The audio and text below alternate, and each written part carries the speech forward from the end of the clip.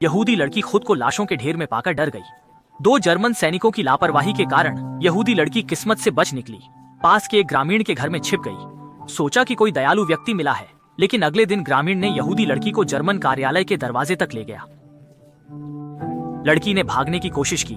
गांव की औरत ने पकड़ा। दोनों ने मिलकर उसे पोलिश सेना को सौंप दिया। पल भर की गफलत में लड़की भाग गई। सैनिक पीछे दौड़ा, पर वह चिमनी में छिप गई। सैनिक ने सोचा वह खिड़की से भागी, चला गया।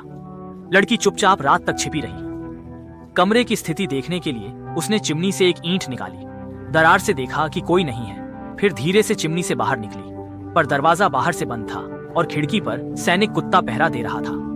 डर के मारे लड़की फिर चिमनी में छिप गई। अगली सुबह शोर से जगी। बाहर जर्मन एक यहूदी को पीट रहे थे। उसे मार डाला और घसीट ले गए। यह देख लड़की इतनी डरी कि पेशाब कर दिया। प्यासी लड़की ने अपना पेशाब पी लिया। इसी तरह शाम तक टिकी रही। भूखी प्यासी लड़की को खाना ढूंढने के लिए बाहर आना पड़ा। उसने पूरे कमरे में खाने की चीजें खोजी। सड़ा दूध, गंदा पानी, चूहों का बिस्कुट। ये सब अब उसके लिए जीवन रक्षक बन गए। खाने के बाद लड़की ने फिर भागने की कोशिश की, पर कुत्ता अभी भी वहीं था। उसे फिर से चिमनी में छिपना पड़ा। तीसरे दिन सुबह वह अजीब आवाज से जगी। उसने देखा कि 2 बच्चे बतख के साथ खेल रहे थे। स्वादिष्ट बतख और साफ पानी देखकर उसका मन ललचाया। यहूदी लड़की बस रात गिरने की आस लगाए बैठी थी। 12 घंटे बाद अंधेरा छाया। वह चिमनी से निकली और पानी पीने लगी। बत्तख की महक वाला पानी अब मीठा और स्वादिष्ट लग रहा था।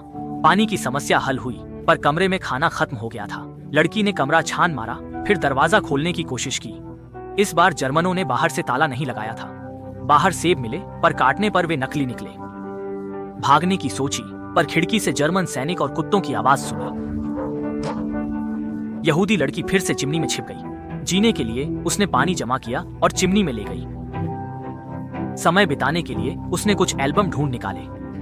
भूख लगने पर सोती, बहुत भूख लगने पर पेड़ की छाल चबाती। इस इमारत में पानी आसान था, पर खाना मुश्किल से मिलता था। बहुत भूखी होकर वह तीसरी मंजिल पर खाना ढूंढने गई। एक अलमारी में रोटी और जूते मिले। उसने तुरंत खा लिए। उसे नहीं पता था कि इनमें चूहे का जहर मिला था। रात को उसे पेट में दर्द हुआ और सांस तेज हो गई। दर्द से तड़पती वह चीखने से बचने के लिए कंबल काटती रही। आखिरकार वह बेहोश हो गई, लेकिन बच गई। जागने पर बर्फबारी देखी, पानी जमा किया और नहाई। 5 दिन से न नहाने से बाल उलझ गए थे।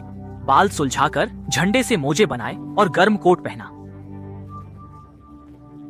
अपना पेट भरने के लिए उसने चूहे के जहर से मिश्रित रोटी का एक साधारण जाल बनाया। छत पर एक कबूतर पकड़कर वह कुछ समय और जी पाई, लेकिन उस रात लड़की ने पाया कि पूरी इमारत खाली कर दी गई थी। वह हैरान थी। तीसरी मंजिल पर उसने बचे हुए खाने की एक बड़ी मेज देखी। भूखी यहूदी लड़की ने खाना शुरू किया और फिर बचा हुआ खाना पैक करने लगी। तभी दरवाजा खुला और शराबी जर्मन सैनिक कमरे में घुसकर नाचने गाने लगे। यहूदी लड़की डर से कांपने लगी और वहीं खड़ी रह गई। यह दृश्य बहुत ही विचित्र था। फिर जर्मन चले गए और यहूदी लड़की अकेली रह गई। बचे हुए खाने से वह कुछ और समय जी पाई, लेकिन मौसम ठंडा होने के कारण एक हादसा हुआ। 2 जर्मन सैनिकों ने गर्म रहने के लिए चिमनी में किताबें जलाईं। चिमनी में छिपी लड़की कांपी, क्योंकि वह जल्द ही धुएं में घिर जाएगी। बचने के लिए वह सिर्फ सिर ऊपर रखकर ताजी हवा में सांस ले सकती थी। जब वह मरने को थी, एक जर्मन अफसर ने आकर आग बुझवाई। यहूदी लड़की बाल बाल बच गई, लेकिन अगली सुबह जर्मन सैनिक कुत्तों को लेकर आए। कुत्ते ने लड़की को सूंघ लिया और चिमनी पर भौंकने लगा। डर के मारे लड़की ने अपने खिलौने गिरा दिए। कुत्ते ने उन्हें पकड़ लिया और भौंकना बंद कर दिया।